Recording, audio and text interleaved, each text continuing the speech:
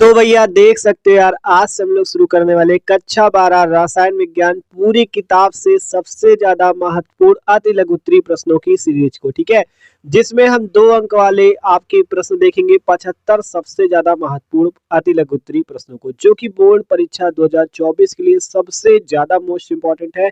और यार इनसे क्वेश्चन आपके एग्जाम में फंसेंगे जरूर। ठीक है, तो अगर आपको भी केमिस्ट्री में 70 में 70 चाहिए तो यार आपको तैयारी मस्त तरीके से करनी होगी। ठीक है, तो इसीलिए हम आपके लिए लेके आ चुके हैं पूरी किताब से सबसे ज्यादा महत्वपूर्ण अति लघु उत्तरीय प्रश्नों की सीरीज को। ठीक है, जिसका ये पार्ट 1 वीडियो है, जिसपे आज हम 2 अंक वाले सभी महत्वपूर्ण प्रश्नों को देखने वाले हैं। तो यार वीडियो को आखिर तक देखते रहना, बहुत ज्यादा ही इंपॉर्टेंट वीडियो है ये आपके लिए। ठीक है, और एक एक क्वेश्चन को यार आपको तैयार भी जरूर करना है। तो चलो शुरू करते हैं वीडियो को। तो यार उससे पहले यार अगर चैनल पे नए हो तो चैनल को सब्सक्राइब और वीडियो को लाइक भी कर लेना। तो चलो देखते हैं एक एक करके सारे क्वेश्चंस को। ठीक है, तो देखो यार उससे पहले आपको बता दें, हमारे चैनल पे आपको क्लास 12 केमिस्ट्री, ठीक है, क्लास 12 केमिस्ट्री की तैयारी कराई जा रही है, और आपको क्लास 12 फिजिक्स की भी कराई जा रही है। ठीक है, आपको इन सारे सब्जेक्ट की प्लेलिस्ट आपको डिस्क्रिप्शन पे मिल जाएगी।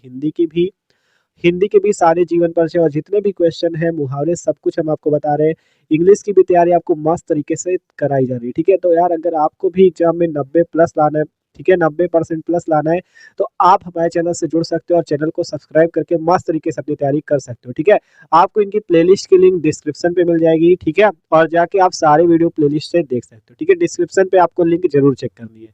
तो चलो शुरू करते हैं आप क्वेश्चंस को। तो देखो पहला नंबर सबसे ज्यादा महत्वपूर्ण क्वेश्चन आता है आपका। ठीक है, तो देखो क्वेश्चन क्या कह रहा है। प्रश्न संख्या 1 है, सबसे ज्यादा मोस्ट इंपॉर्टेंट क्वेश्चन, इसे वीवीआईपी पे आप डाल लेना। ठीक है, वेरी वेरी इंपॉर्टेंट या मोस्ट इंपॉर्टेंट क्वेश्चन है ये। ठीक है, क्या कह रहा है, राउल्ट का वाष्प दाब अवनमन नियम लिखिए, इसकी सीमाएं भी लिखिए। मोस्ट इंपॉर्टेंट क्वेश्चन है कि राउल्ट का वाष्प दाब अवनमन का नियम क्या होता है और इसकी सीमाएं क्या है। ठीक है, तो चलो एकदम मस्त तरीके से राउल्ट के नियम को देखते हैं। तो राउल्ट का वाष्प दाब अवनमन नियम क्या होता है, देखो आपको यहाँ पे हेडिंग डालना चाहो तो डाल लेना कि राउल्ट का वाष्प दाब अवनमन नियम। फिर आगे से लिखना है राउल्ट के नियम के अनुसार। ठीक है, राउल्ट नामक जो वैज्ञानिक थे उनके अनुसार, राउल्ट के नियम के अनुसार किसी विलयन के वाष्प दाब का आपेक्षिक अवनमन विलेय पदार्थ के मोल प्रभाज के बराबर होता है। क्या कहा गया, किसी भी विलयन, मान लो कोई विलयन है आपका, तो उस विलयन के जो वाष्प दाब का आपेक्षिक अवनमन होगा वह विलेय पदार्थ के मोल प्रभाज के बराबर होगा। इसका जो वाष्प दाब का आपेक्षिक अवनमन होता है उसे पी नॉट माइनस पी बटे पी नॉट से लिखते हैं। पी नॉट माइनस पी बटे पी नॉट से लिखते हैं। ये क्या होता है, वाष्प दाब में आपेक्षिक अवनमन। ठीक है, क्योंकि कहा गया किसी विलयन के वाष्प दाब का आपेक्षिक अवनमन, तो ये क्या है, वाष्प दाब का आपेक्षिक अवनमन पी नॉट माइनस पी बटे पी नॉट।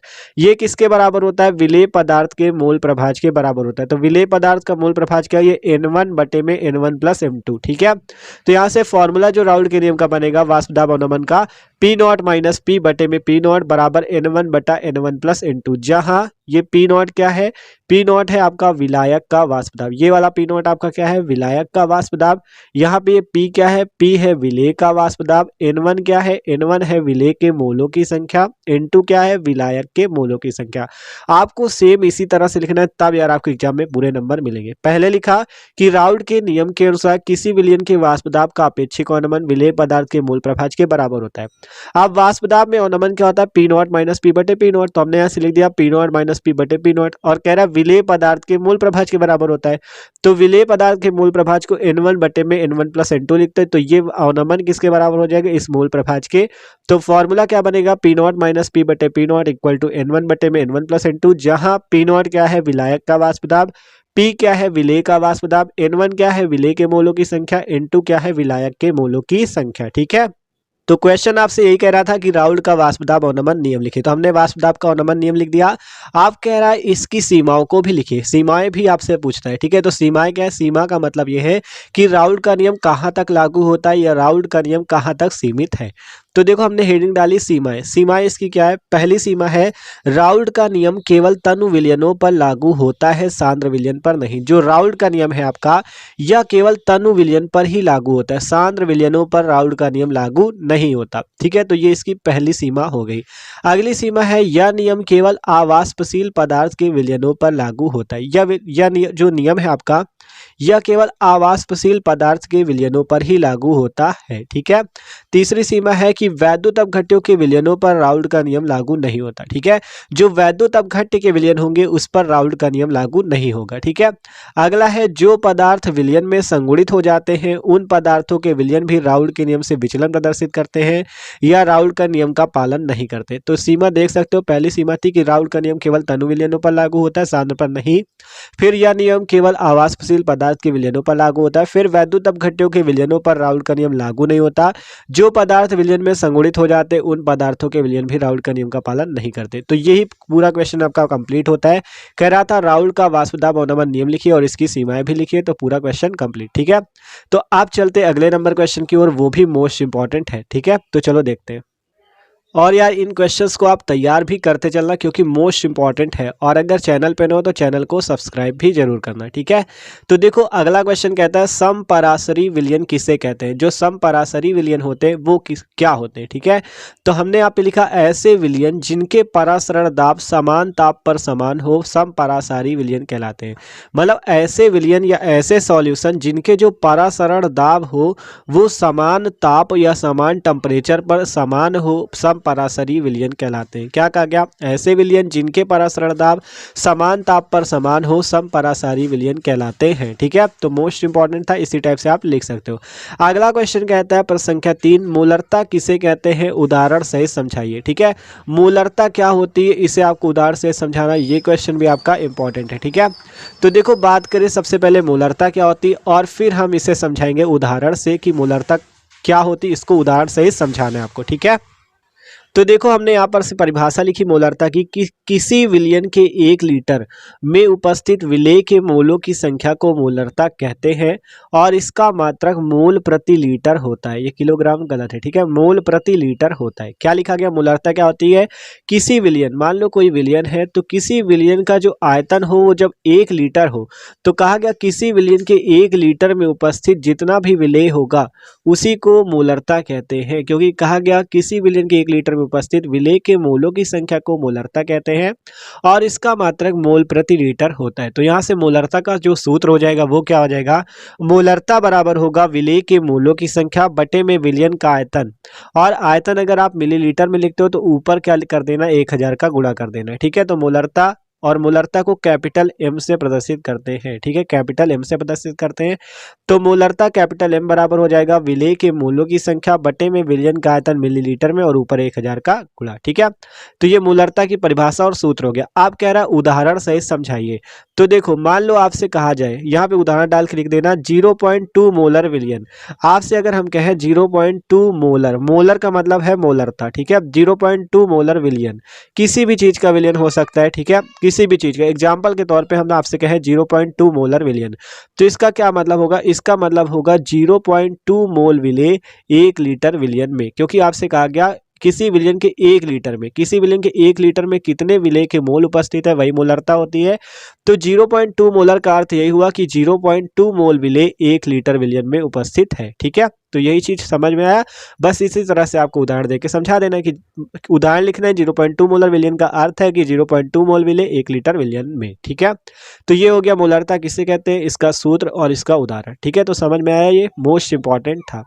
अगले क्वेश्चन की ओर बढ़ते हैं।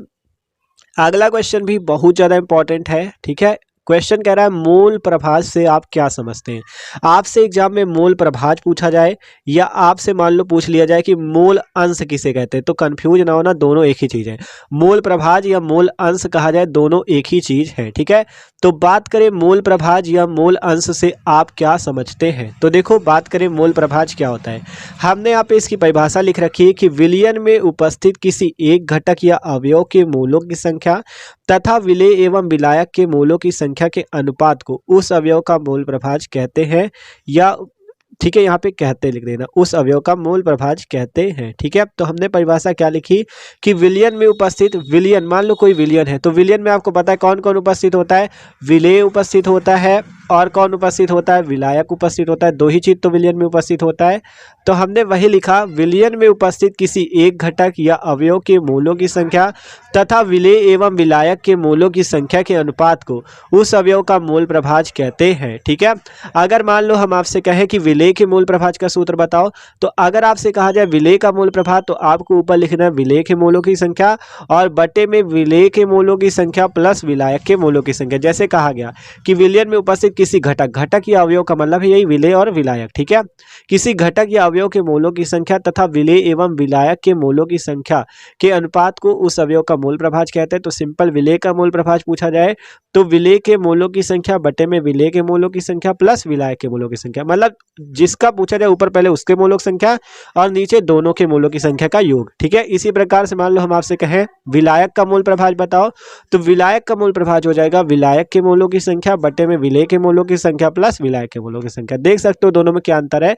अगर विलेय का पूछा जाएगा तो बस ऊपर लिख देना विलेय, और विलायक का पूछा जाए तो विलायक लिख दो, और पूरा सूत्र सेम है। ठीक है, तो इस तरह से आप मूल प्रभाज को भी लिख सकते हो। आपसे कहा गया था कि मूल प्रभाज या मूलांश किसे कहते हैं, तो विलयन में उपस्थित किसी एक घटक या अवयव के मूलों की संख्या तथा विलेय एवं विलायक के मूलों की संख्या के अनुपात को उस अवयव का मूल प्रभाज कहते हैं। और विलेय का मूल प्रभाज बराबर विलेय के मूलों की संख्या बटे में विलेय के मूलों की संख्या प्लस विलायक के मूलों की संख्या, और विलायक का मूल प्रभाज हो जाएगा विलायक के मूलों की संख्या बटे में विलेय के मूलों की संख्या प्लस विलायक के मूलों की संख्या। तो ये हो गया मूल प्रभाज। ठीक है, तो देख सकते हो यार ये आपके अतिलघुत्तरी प्रश्न थे। ठीक है, और ये इसका पार्ट 1 वीडियो था जिसपे पार्ट 1 पे हमने इतने इंपॉर्टेंट क्वेश्चंस को देखे, और इन क्वेश्चंस को यार तैयार जरूर करना। ठीक है, आप जो इसका अगला पार्ट आएगा पार्ट 2, उसमें जो आगे के क्वेश्चन बचते हैं उन क्वेश्चंस को हम कवर करेंगे। तो यार चैनल पे हो तो चैनल को सब्सक्राइब कर लेना, जिससे जैसे ही हम अगला वीडियो पार्ट 2 डालें आपको तुरंत इसकी लिंक मिल जाए। ठीक है, जैसे ही नोटिफिकेशन आपके पास आ जाएगी तो चैनल को सब्सक्राइब कर लो, और डिस्क्रिप्शन में प्लेलिस्ट चेक कर लेना, आपको सारे सब्जेक्ट की मिल जाएगी, और इन इंपॉर्टेंट क्वेश्चन ये जो क्वेश्चन बताया इसकी भी प्लेलिस्ट मिल जाएगी,